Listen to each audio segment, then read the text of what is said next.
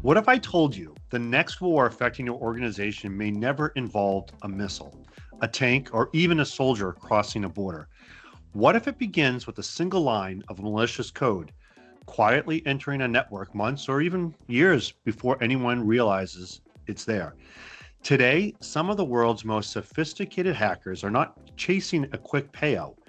They are funded by governments, and their goals are far more strategic. They may enter a system to steal intellectual property, but they often stay to observe, map, and wait.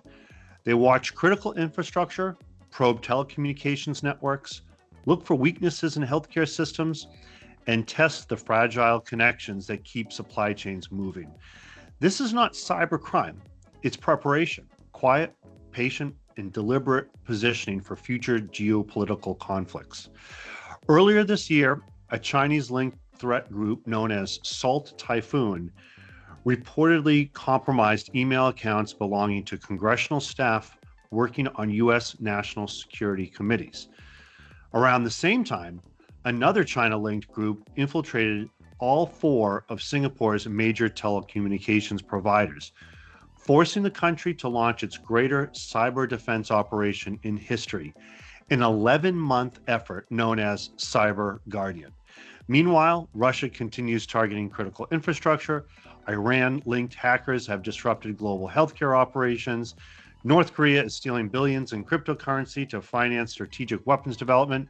And the United Kingdom now reports responding to 4 nationally significant cyber incidents every week, with most linked to hostile foreign governments.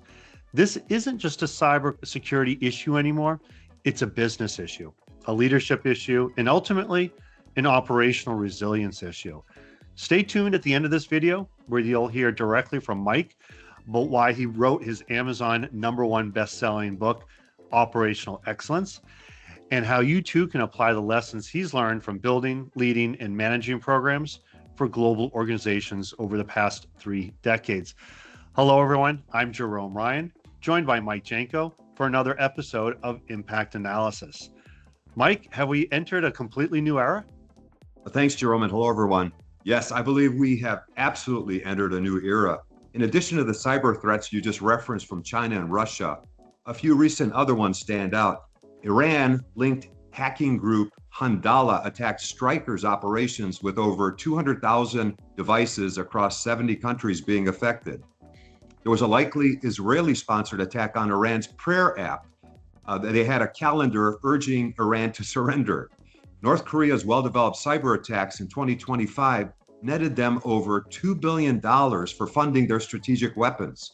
France was a victim of 1.2 million bank accounts having names, tax IDs, and addresses exposed. And finally, the UK stated they manage 4 major national cyber events each week, so they're investing £90 million in a new cyber program. As you can see, for years, executives viewed cyber attacks as an IT problem. Today, cyber's become geopolitical. The organizations being targeted aren't just governments. They're manufacturers, healthcare providers, banks, universities, energy companies, technology, and transportation networks. Even organizations several steps removed from government can become strategic targets simply because they're part of the critical supply chain. The objective isn't always immediate disruption. Sometimes it's surveillance, sometimes it's intellectual property theft, sometimes it's quietly positioning malware that can be activated during a future geopolitical crisis. It's a very different threat landscape than most organizations were prepared for even 5 years ago. Yeah, that's right, Mike. So, let's start with China, because many experts believe they're executing one of the most patient cyber strategies we've ever seen. One example that caught my attention involves Singapore. We talked a little bit about that earlier. Attackers linked to the group UNC 3886 quietly infiltrated every major telecommunications provider in the country. Not one, but all 4. They used previously unknown vulnerabilities and advanced toolkits designed specifically to remain hidden. Singapore, in response, spent about 11 months removing them. Think about that. Imagine discovering someone has been in your organization, at least in the systems, for nearly a year. That's not ransomware, that's strategic positioning. At the same time, China's broader typhoon campaigns continue targeting energy providers, utilities, semiconductor manufacturers, AI developers, and of course, telecommunication companies themselves. These aren't random victims, they're all part of that industry that powers modern economics. The lesson? Nation state cyber campaigns aren't simply about stealing today's data, they're about shaping tomorrow's strategic advantage. Well, Jerome, Russia, Iran, and North Korea each seem to have developed very different cyber strategies. Russia continues focusing heavily on governments, military organizations, and critical infrastructure. One recent report highlighted attempted attacks on Poland, their energy systems, raising concerns that industrial control equipment could actually be rendered permanently inoperable. Imagine replacing thousands of industrial controllers. It's turned from just an IT outage to a business continuity event. Iran has increasingly demonstrated how cyber operations can become an immediate extension of their geopolitical conflict. Early this year, an Iranian-linked group claimed responsibility for attacks affecting the medical technology manufacturer Stryker, as I referenced before. It triggered security resets across more than 200,000 corporate devices in 79 countries.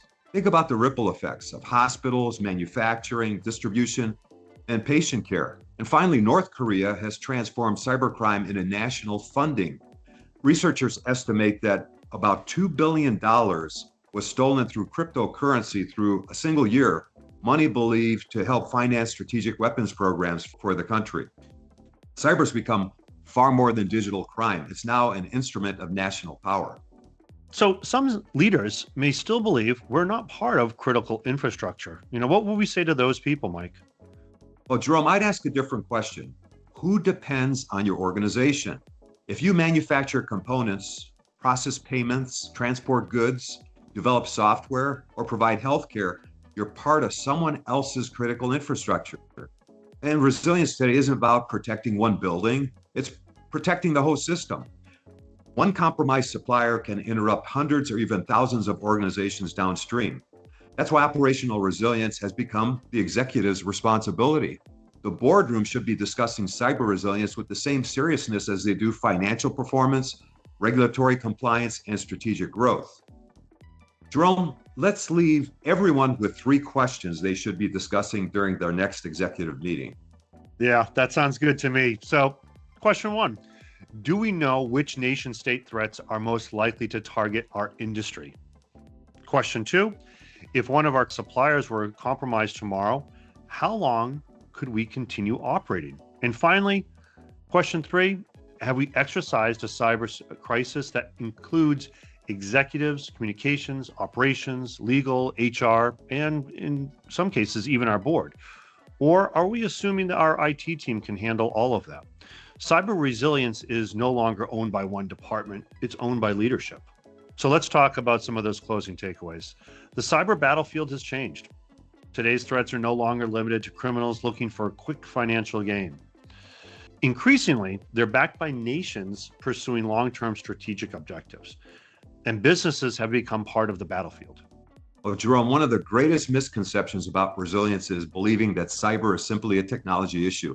It isn't. It's about leadership, preparation, governance, supply chains, decision-making, and trust. The organizations that thrive won't necessarily be the ones with the largest cybersecurity budgets. They'll be the ones whose leaders understand that resilience is a competitive advantage. Because in today's world, the question is no longer whether nations have become hackers. They already have. The question is your organization prepared for the new rules of global competition? As we like to remind all leaders, please share our advice, subscribe, and like Impact Analysis, since you can manage risk now or its consequences later. Thank you.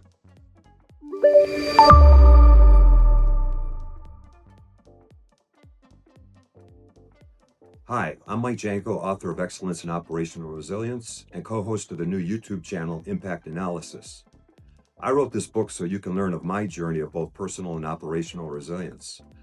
During my career as Goodyear's Director of Global Business Continuity and various leadership roles at both Nestle and Stouffer Hotels, we successfully managed through nearly 4,000 significant events and crises throughout the US, Latin America, Europe, Middle East, Africa, and Asia Pacific. A key takeaway during all those events was our teams performed the best when they were led by resilient leaders. My personal resilience is based on being an athlete, martial artist, and setting 2 world sit-up records.